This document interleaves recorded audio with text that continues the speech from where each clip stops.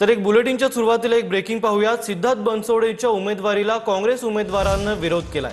गुन्हेगारी पार्श्वभूमी असलेल्या व्यक्तींना निवडून देऊ नका, काँग्रेसचे उमेदवार उमेश खंदारे यांनी हे वक्तव्य केलंय।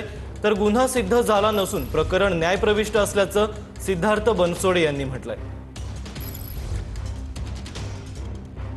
पासूनच अलिप्त ठेवलं। वय वर्ष 25 असणाऱ्या या उमेदवारावर 307 सारखा म्हणजे अटेम्प्ट टू मर्डर, त्याचप्रमाणे बेकायदेशीर जमाव जमवून दहशत माजवणे, शिवीगाळ करणे, मारहाण करणे हे गुन्हे दाखल आहेत। त्याच पद्धतीचे 2 गुन्हे या ठिकाणी दाखल असल्याचं त्यांनी स्वतःच्या शपथपत्रामध्ये ॲफिडेव्हिटमध्ये नमूद केलेलं आहे।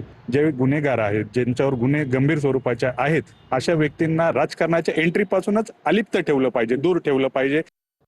असं काहीच नाहीये। अजून तर काही त्या गुन्ह्याचं काही निष्पन्न झालं नाहीये। ते सर्व न्यायसृष्टीच्या इथे आहे, पण अजून तरी ते गुन्हे काही सिद्ध झाले नाहीयेत। आणि मी 2 दिवसापूर्वी सांगितलं, विरोधकांना काही दुसरा पॉइंट भेटत नाहीये बोलायला। जसं मी 2 दिवसापूर्वी फॉर्म भरला, फॉर्म भरायच्या वेळेस मला जो प्रतिसाद भेटला ते बघून विरोधकांना बोलण्यासारखं काही राहिलंच नाही। त्यामुळे त्यांनी हा विषय काढलाय। आणि सांगायचं म्हटलं तर मला असं नाही वाटत आता त्या गोष्टीचं आपण चर्चा केली पाहिजे त्या गोष्टीचं, कारण की माझ्या कुटुंबाने खूप काही सहन केलंय ह्या विषयावर।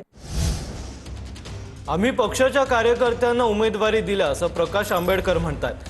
जिथे काँग्रेसचे उमेदवार चांगले होते त्या जागा त्यांना दिल्या असं प्रकाश आंबेडकरांनी म्हटलंय। त्या सर्व पक्षाच्या कार्यकर्त्यालाच आम्ही दिल्या। म्हणजे मुंबई हे उदाहरण आहे की